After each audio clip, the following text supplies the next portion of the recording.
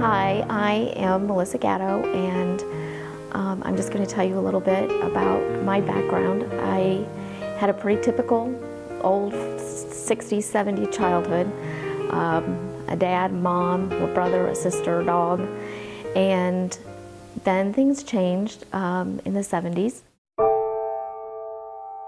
My dad passed away at an early age, and my mom was 39, was able to keep things going. She was such a strong, intelligent woman and went to work full-time, still managed to balance out and give us a regular life.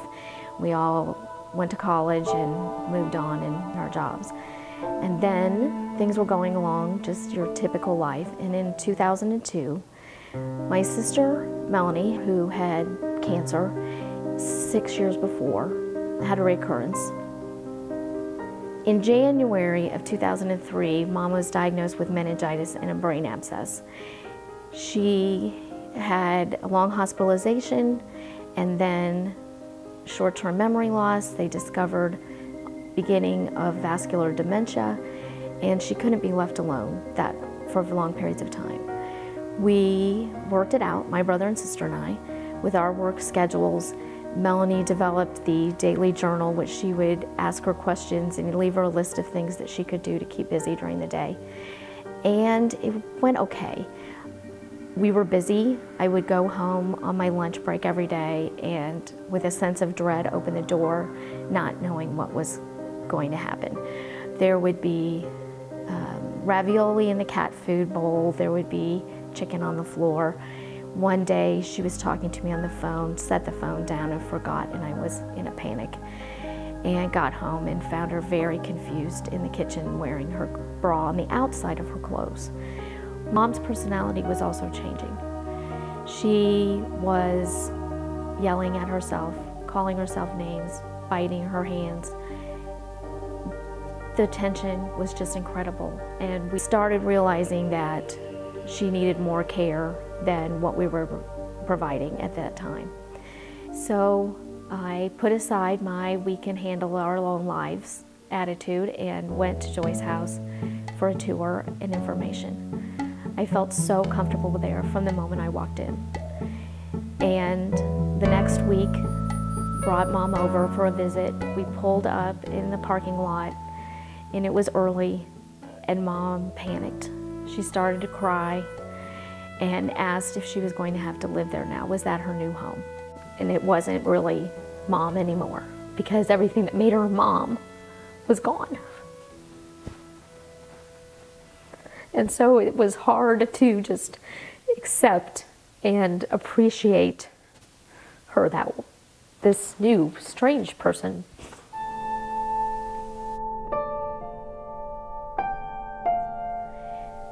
When I picked her up, I asked her how her day was, and always one for a pun, she said my day was joyous. Everyone there at Joy's house was compassionate and caring and accepted Mom for who she was. I began to understand that Mom was in good hands, that I could let go and trust what would happen during the day, and that she would be fine. Mom died in October of 2008, and thinking back to that first day when she asked me if this would be her new home, I may have answered differently now, because Joy's house did become a second home for all of us, a place where people are welcomed, accepted, and share happy and difficult times together with people who care and accept them. Then, fast forward to 2011. My sister Melanie had been having increasing health issues due to the brain lesions. She was having frequent seizures, hospitalizations. She had started using a walker, was falling frequently, and then in June, they decided to do a craniotomy. She was in the hospital for a couple of months after that and could no longer walk. And when they released her, they decided she needed to go to a nursing home for rehabilitation for a couple months. At the end of that 2 months, a new decision had to be made. While she had made some progress, she was still in a wheelchair and she could not transfer out of the wheelchair on her own, so obviously could not be left unattended. Our one choice was to stay where we were, but at $10,000 a month, that was a non-choice. Our second choice was for me to take a leave of absence and care for her at home. And the third choice was Joy's house if they felt they could meet the needs that she now had.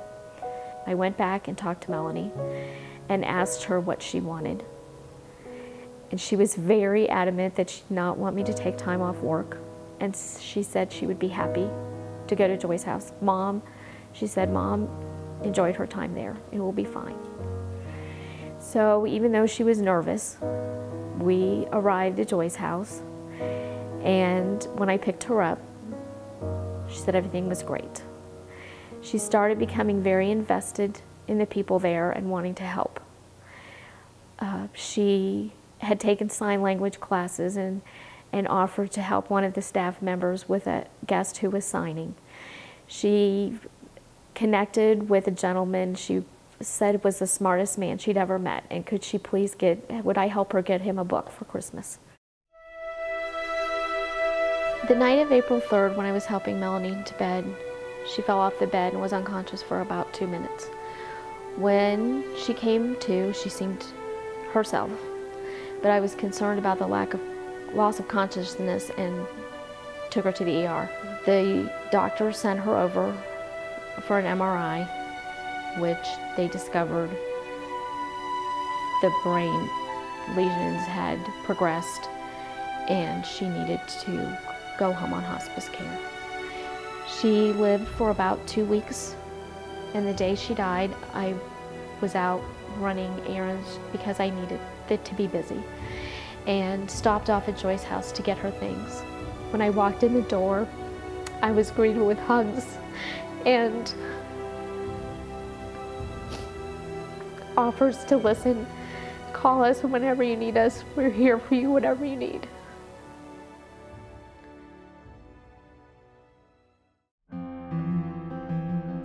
I've always felt that my job caring for young children and the job that the staff at Joy's house does is similar in that we care for people's loved ones while they're at work and can't do it themselves. The difference being when my friends, little friends, go away, they go to first grade, they come back to visit. When the staff at Joy's house says goodbye, oftentimes it's in a cemetery or a church. The fact that they can continue to make connections with the next guest and the next guest's family and give of themselves is just a testament to what amazing people these are and what an amazing place this is.